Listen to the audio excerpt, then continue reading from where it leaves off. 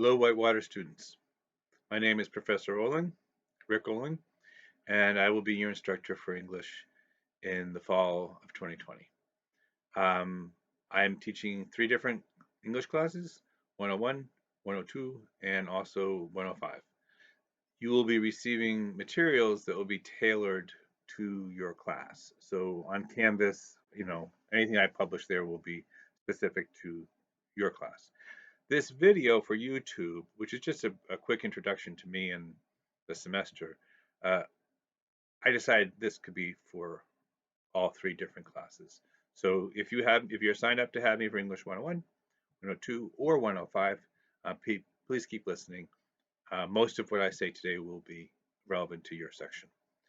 So books. We are using two books, both in 101, 102, 105. And one is a short story collection and one is a novel. Let me address the English 101 people quickly first. You will be reading short stories by a woman named Joyce Carol Oates, Oates. Okay, so this is her name here, Joyce Carol Oates. And the book we'll be reading, and this is true for English 102 and 105 as well. I'll repeat this later, but this is the photograph of Joyce Carol Oates from the late 1960s that the book we're reading features on the cover.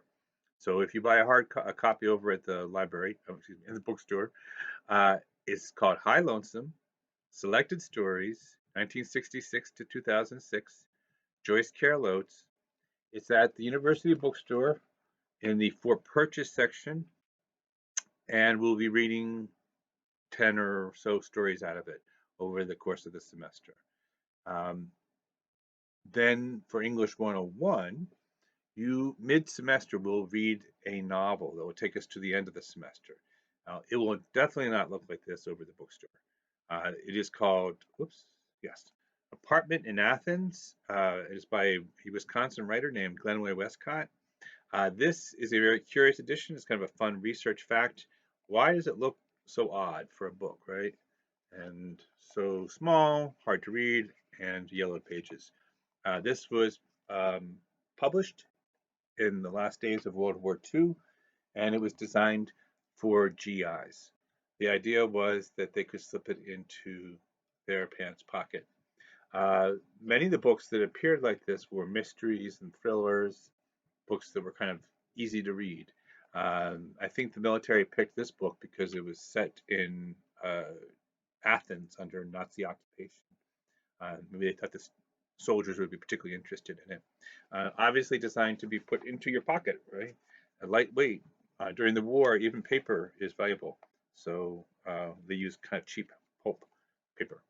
So 102 students, Joyce Carol Oates, High Lonesome, and Glenway Westcott, Apartment in Athens. These two books are at the bookstore together on the shelves. You can put them on a student account. You don't need to buy both of them right away. We won't be reading Apartment in Athens for a while. English 102, English 105 students, you will also be starting with Joyce Carol Oates, High Lonesome. I do not mind if people choose ebooks for any of these books. I think all three are going to be available as ebooks. Now, 102, 105, mid-semester, same idea. We stop reading short stories and we read a novel from mid-semester to the end of the semester. For 102 and 105, we will be reading Toni Morrison's Song of Solomon. Some of you may have read another book by Toni Morrison. She's a major American writer, like Oates. They both, in fact, taught together at the same institution. Toni Morrison won the Nobel Prize. I don't remember when, but it's a huge prize to have won. Not very many writers do. She passed away, I think, around a year ago or so. This book is a little bit more challenging than some, but we're taking plenty of time with it. We're going to be reading pretty much like a chapter a week, so it shouldn't be too bad. So I did want to let people know in advance what books to purchase. There's no textbook rental for these classes. All right, the cost shouldn't be too bad for the books. You do have time for the novels if you want to look online and find a cheaper edition, and that would be all right by me.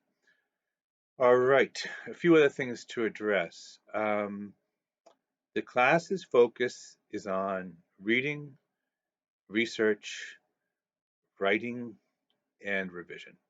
They are the four things that I feel you can take from the class and apply to quite a few activities that lie beyond literary analysis, which is what we'll be doing. For example, research. No, I don't expect that all of you will go into research in any sense, and if you do, you probably wouldn't be researching the kind of things that we will be researching. We're going to be interested in Greece during World War II because one of the books that we're talking about is about the Nazi occupation of Greece, although it's a novel. But we won't need to go too deep, right? It's the novel was pretty explanatory as is.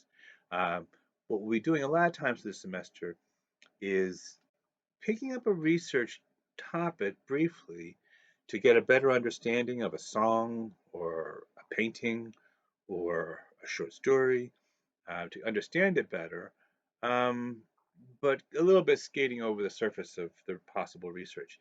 The idea is that as we make our way, you'll see that, oh, if I was really interested in this, if I wanted to go into greater depth, how would I do that working with what is both the temptation and the limitation of the internet?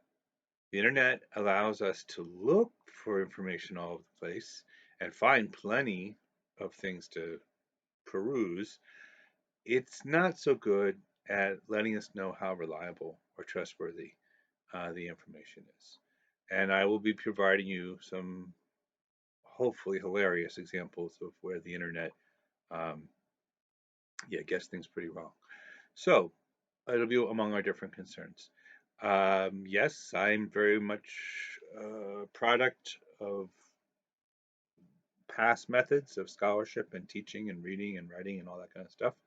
Um, I'm the kind of person who prefers to read books than ebooks. I do use the internet quite a bit, but I'm writing a book right now, and I do feel that I found the best sources for my own work um, in libraries and in bookstores, not so much online. But I think I have things to learn here. So as we make our way, we're going to kind of meet in the middle. Again, I think email proved to be really successful last spring, where students would email me and say, "Well, this is what I've discovered, or this is what I found, but I'm struggling with these aspects that don't make sense to me." And I was able to say, "Oh, sounds like you found some excellent sources. Uh, here's some perspective, or here's a book that you can seek out that will help pull all the different parts together."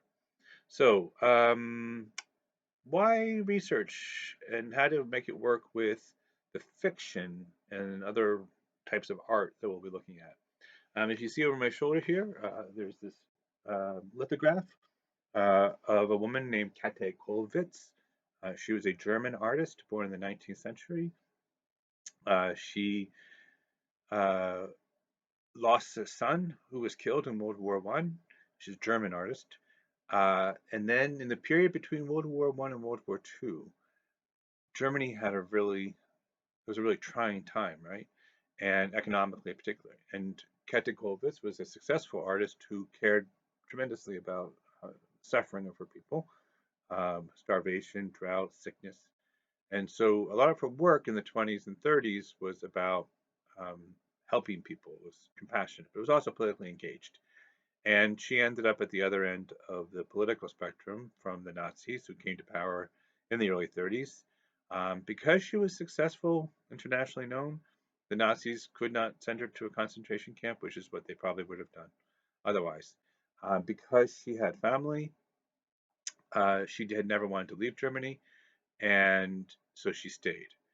She died 1 month before Germany surrendered, and she lost her grandson, who was in the German army and who was killed in the Russian front. The Germans barred her, the Nazis barred her from um, exhibiting during the Nazi period. However, to balance out the picture, nowadays uh, there's a whole museum just for Käthe Kollwitz in Berlin. Uh, and so her success, has certainly been acknowledged in our time. Why bring her up here? My feeling is that I could appreciate that drawing. It's a beautiful drawing, a self-portrait, without knowing anything about Katikolis, and not even really knowing her name. I still think it was a beautiful drawing. I also feel that learning about her and her life often helps to understand some of the kind of mysterious element of the work, right? The part that can't be explained. I'm not trying to explain it away by telling you about her life. I'm saying that I think learning about her life, it just adds more dimensionality to the subject, and that's what we'll be doing. Um, some of the topics that we'll be addressing could use a little bit more background research, and that'll be part of it. A lot of that I will be doing as Facebook, YouTube lectures, and then we'll be using discussion boards and email and WebEx office hours for the dialogue part of our class, the back and forth. Yes, I do have hopes about WebEx in the classroom. We'll certainly be using it. But I wanted to get us off with this start to let you know that probably in the beginning, a lot of things will be coming to you in this format, where I'll address you as a YouTube video that you could watch at your leisure at the right time for you. Other things to address. I think that's much of it. Why don't I set up a little mystery here before we go? Um, what's with the penguin? Why do I have a penguin sharing shelf space with these heavyweight writers? Uh, here's another question. Who is this? Uh, well, I guess you'll have to stay enrolled in my class and keep paying attention, and you'll find out what's with the penguin in time. And you'll also find out, if you don't already know, who's the blonde?